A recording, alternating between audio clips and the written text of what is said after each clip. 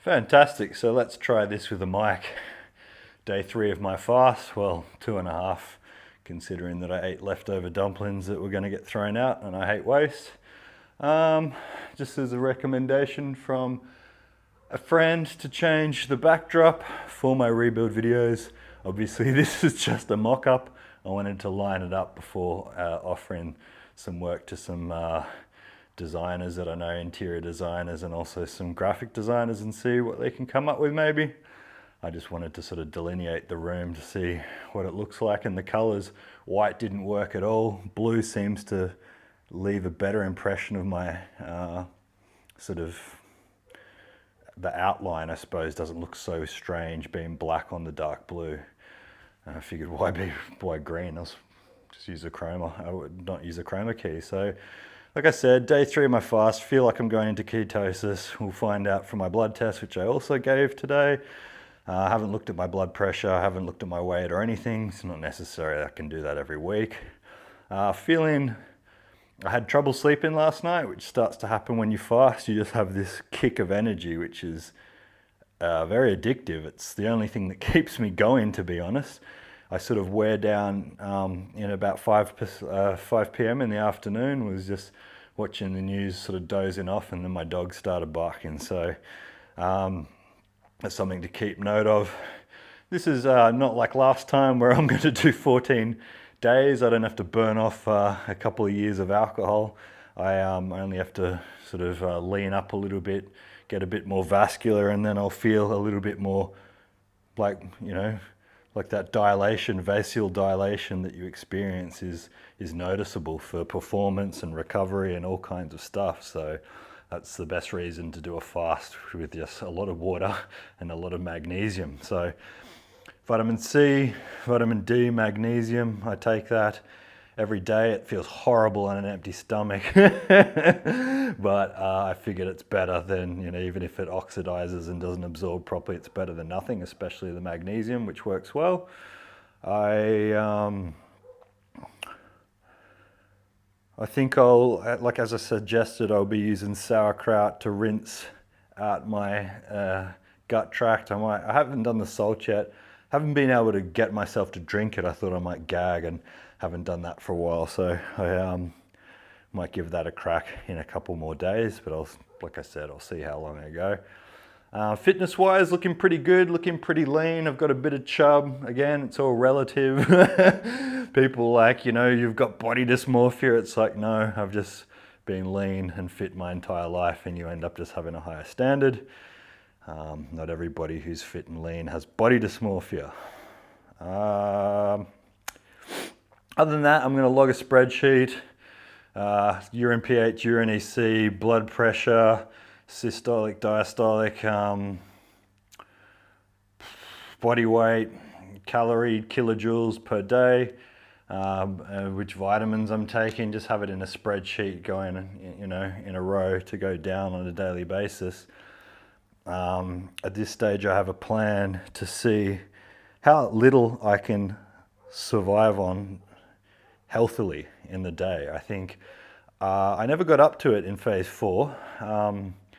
I did my normal routine, eating a whole bunch of everything. Then I did the vegan thing, as according to that Game Changers documentary, which I, as far as I'm concerned, for me personally, have debunked, because it didn't do any of the things that they suggested it was going to do. My blood pressure was still the same. Everything was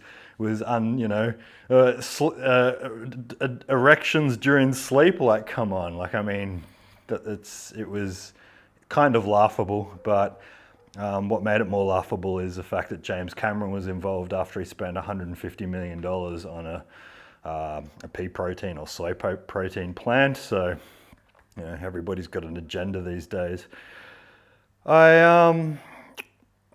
So yeah, the basic idea is to tabulate it, have it in a spreadsheet, going down on a daily basis, keeping all this data in there, and then having, you know, either monthly or bi-monthly, or probably monthly would do enough, maybe even quarterly blood tests would be enough to just see got kidney values, liver values, red blood cell count, even stuff like insulin growth factor, hormone panels, estrogen, testosterone, prolactin, everything like that, just to see how it affects me. I know that it is anti-inflammatory in the sense that the less I eat, the better I feel, within tolerance of making sure it's safe, which is the plan at this stage.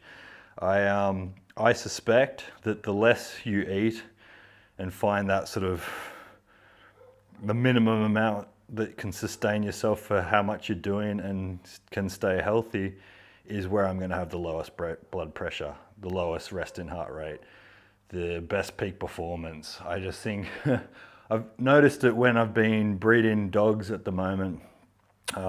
If I feed my pups too much, they get diarrhea. They, feel lethargic. They have poor exercise, poor performance, and I just think it's the same with humans. I think we're lean, mean fighting machines, and I think poor diet has made people in the West very docile. Not just the West, the Middle East. I notice a lot of obesity. And I saw a documentary, not a documentary, a TV show with Hassan Minhaj on Netflix called Patriot Act, and he was talking about corn syrup and soft